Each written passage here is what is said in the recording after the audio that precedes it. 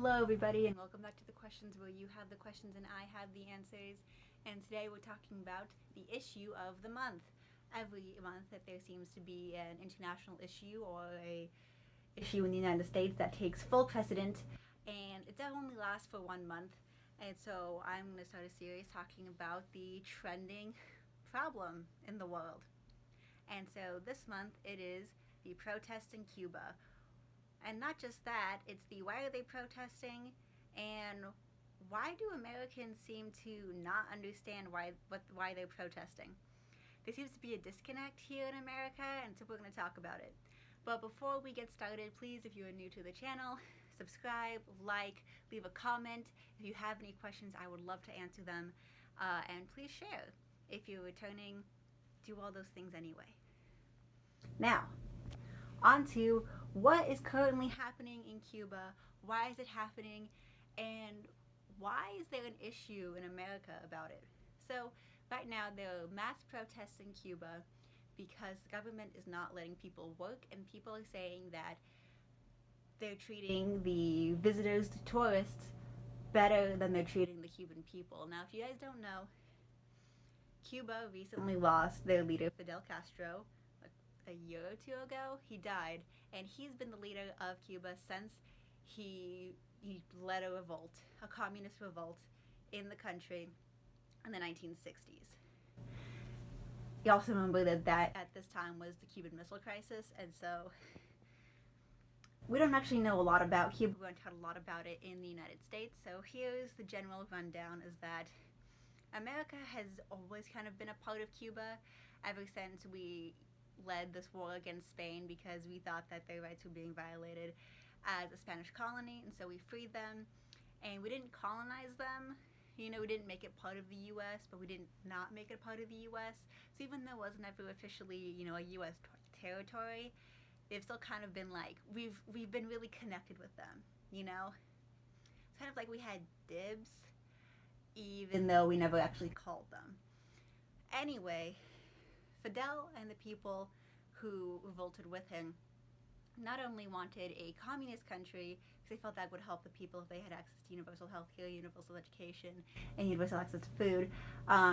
They wanted America out of Cuba. They wanted Cuba to be a strictly independent country, and so a lot of the regime was communist. It was also anti-American, which is why here in America have a very biased view against Fidel Castro and Cuba, because communism and anti-America are two things in America that we don't like. Now, was Zach saying that what he did was actually good and we just have a very biased view? No. As someone who didn't live through the regime, I cannot say whether it was good or bad. And looking at the reaction to his death, it was fairly mixed. I think it's like a lot of the older generation thought it was good, a lot of the younger generation think it's bad. Anyway, the majority, I believe, no longer want a communist regime, and they want a more capitalist view, which is why they're protesting for the right to work and for the right to earn money and be paid and start their own businesses. Because right now the government that they currently have is only letting them work in the tourist industry, which is where the complaints are coming from, that they are treating tourists better than they're treating the people who are serving the tourists.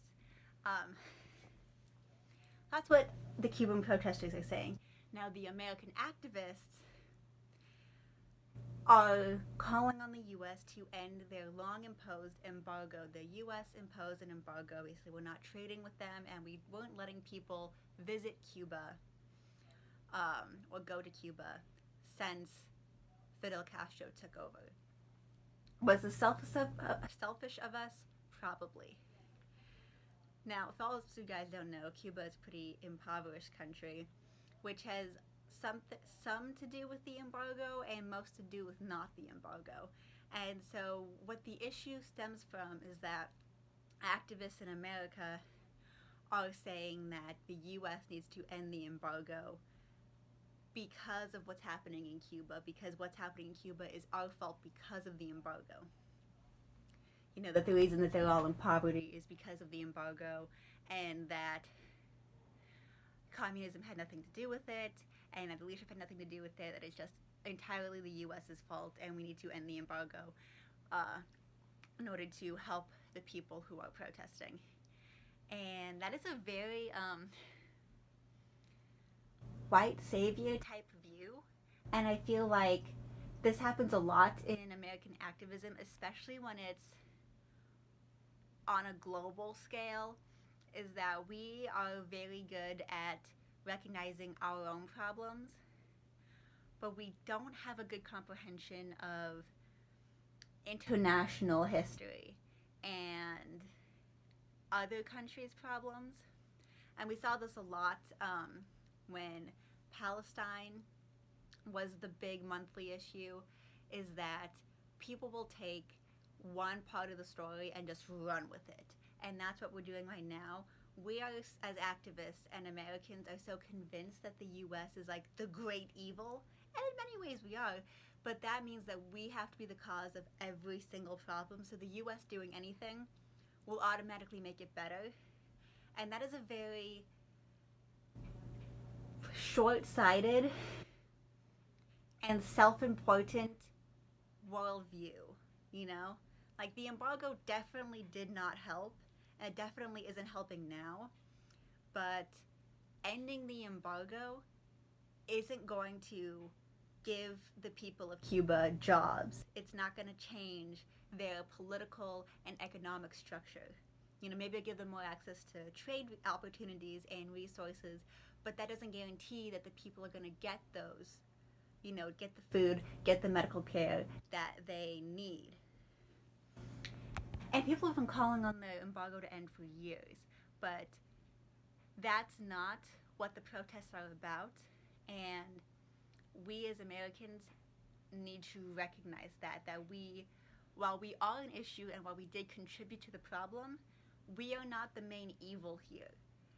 And we need to stop making ourselves the center of the conversation and instead listen to the people who are actually experiencing the hardships and support them by amplifying their message and doing the best that we can to understand the problem and then move forward on how can we help. The embargo would be a huge thing to eliminate, you know? If we ended the embargo, that would definitely help, but it's not helping the current problem, you know? And I think, and I said earlier, this happens a lot in international issues, like with the whole Palestinian-Israel thing. A lot of people just knew that the U.S. was involved and ran with it. They weren't going to look at the whole conflict of all the different things that need to happen in order for it to end. And so I think that while it is pretty fun and it is, you know, that kind of Gen Z humor to be like, oh yeah, the U.S. sucks and we're actually really bad, we also need to recognize that issues are a lot more complex than just, oh, the U.S. was involved, therefore we fucked it up. And in a lot of cases, that's true. But what's happening here is very ignorant of us, and it's very shitty, you know, because we're supposed to be American activists, we're supposed to be helping these people, but we're doing all of the things that we tell everybody else not to do, you know, with our communities. It's not just assume what's happening, but that's what we're doing, you know, and we're talking over the people who are actually hurting. And while it's important to do your own research, it's also important, you know, if you are not part of the problem, to listen to the people who are asking for help and figuring out what they need.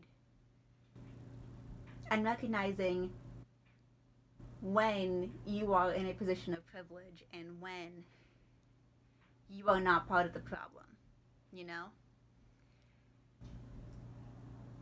So that has been my take, at least, on what the fuck is happening in Cuba as our monthly issue.